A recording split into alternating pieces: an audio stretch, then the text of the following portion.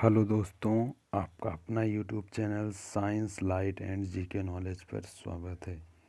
आज हम लोग बायोलॉजी के टॉप 25 क्वेश्चंस देखेंगे।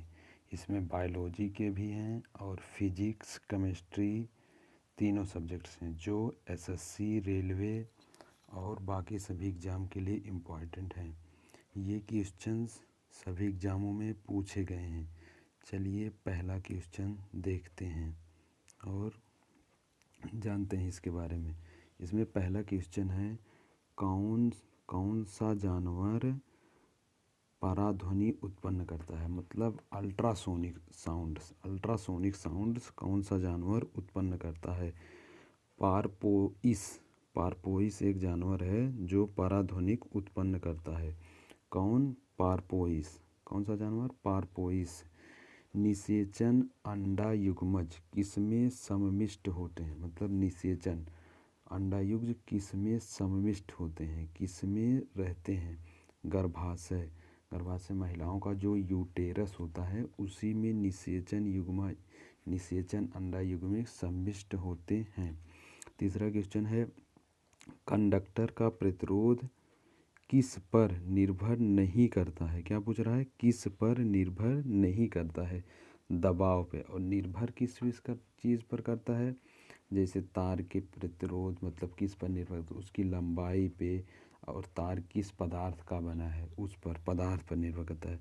चौथा क्वेश्चन है, कौन ठोस, तरल, गैस तीनों प्रारूपों में बाहर निकल सकता है, मतलब कौन तीनों प्रारूपों में पाया जाता है? कौन सा? अधातु। जैसे धातु, अधातु, उपधातु तीन होते हैं ना, उसमें से अधातु जो होता है वो तीनों अवस्थाओं में पाया जाता है। ठोस, तरल और गैस तीनों अवस्थाओं में पाया जाता है। चलिए पांचवा क्वेश्चन देखते हैं, किसकी कोशिकाओं के द्वारा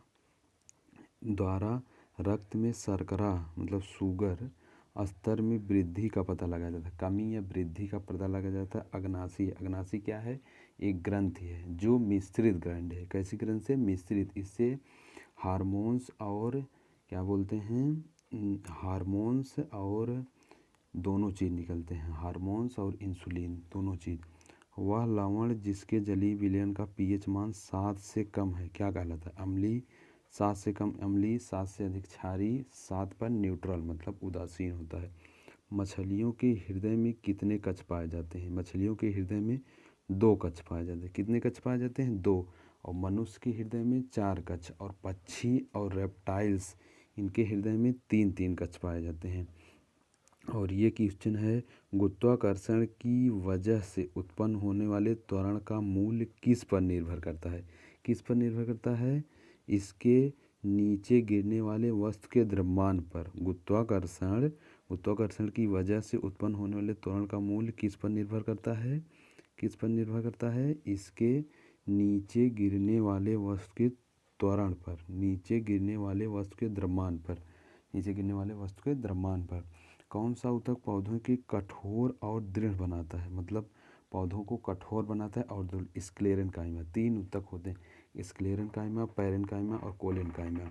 स्क्लेरेंकाइमा जो होता है ये दृढ़ ऊतक होता है और कोलेनकाइमा जो है लचीलापन देता है। परमाणु के भीतर न्यूट्रॉन तथा प्रोटॉन पर आरोपित बल को क्या कहते हैं? जो परमाणु इलेक्ट्रॉन, प्रोटॉन, न्यूट्रॉन होते हैं, इलेक्ट्रॉन आंतरिक कक्षाओं में रहता है, बाहरी कक्षाओं में इलेक्ट्रॉन चक्कर लगाता है, प्रोटॉन और न्यूट्रॉन नाभिक में रहते हैं। तो जो बल लगता है उसे नाभिकीय बल कहते हैं। बोल रहा है परमाणु के भीतर न्यूट्रॉन तथा प्रोटॉन पर आरोपित बल को क्या कहते हैं? नाभिकीय बल। मनुष्य में पाए जाने वाले प्लेसेंटा ऊतक के द्वारा कौन सा कार्य किया जाता है? मनुष्य में जो प्लेसेंटा ऊतक पाए जाते हैं उनके द्वारा क्या किया जाता है? भ्रूण से अपशिष्ट का बाहर निकलना एवं उनके भ्रूण के लिए पोषक प्रदान करना। मतलब जो छोटा बच्चा होता है जब से कितना 7 से मतलब जब तक पैदा नहीं होता है 9 महीने तक बच्चा जब पेट में रहता है उस भ्रूण अवस्था को भ्रूण अवस्था कहते हैं। जब पेट में बच्चा रहता है उसे भ्रूण अवस्था कहते हैं, जब तक बच्चा बाहर नहीं निकला था। उसको कौन सा ऊतक मतलब उनको भोजन पहुंचाता है? उसका नाम है प्लेसेंटा ऊतक। कौन सा? प्लेसेंटा ऊतक, वही पूछ रहा है। इसके बाद अब 12वां क्वेश्चन आ जाइए। विस्फोटन के कारण समुद्र के तल पर निर्मित लहरें किस प्रकार की तरंगों का उदाहरण है? अनुदैर्घ्य। किस प्रकार की तरंगों का उदाहरण है? अनुदैर्घ्य। अनुदैर्घ्य तरंगों का उदाहरण है। अनुदैर्घ्य तरंगे, ध्वनि तरंगे दो प्रकार की होती हैं, एक अनुप्रस्थ, दूसरी अनुदैर्घ्य। नर कीटाणु कोशिकाएं किससे निर्मित होती हैं? जो नर कीटाणु होती हैं, नर वाला वृषण, अगर फीमेल पूछा, फीमेल तो ओवरी हुई है, ठीक। ऑक्सीजन का उपयोग करके पायरुवेट का विभाजन किस में होता है? माइटोकॉन्ड्रिया में। ऑक्सीजन का उपयोग करके पायरुवेट में विभाजन माइटोकॉन्ड्रिया में होता है। बेकिंग पाउडर किसका मिश्रण है? बेकिंग पाउडर किसका मिश्रण है? किसका मिश्रण है? सोडियम हाइड्रोजन कार्बोनेट एवं टार्टरिक अम्ल का। किसका मिश्रण है? सोडियम हाइड्रोजन कार्बोनेट एवं टार्टरिक अम्ल का। कौन सा क्वेश्चन है? बेकिंग पाउडर किसका मिश्रण है? किसका मिश्रण है? सोडियम हाइड्रोजन कार्बोनेट एवं टार्टरिक अम्ल का मिश्रण है। तीसरा क्वेश्चन है, 16वां क्वेश्चन है, अधिकतर विद्युत बल्बों में रासायनिक रूप से कौन सी गैस प्रयोग की जाती है? नाइट्रोजन। और अगर नाइट्रोजन ऑप्शन नहीं है तो आर्गन। कौन सी गैस? आर्गन, ठीक।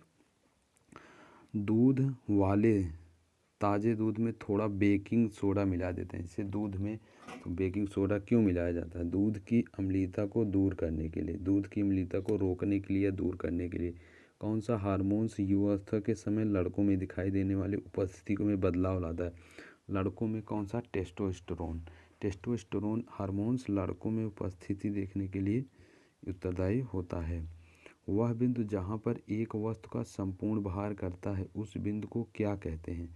एक वस्तु का संपूर्ण भार, उसे कहते हैं गुरुत्वाकर्षण केंद्र।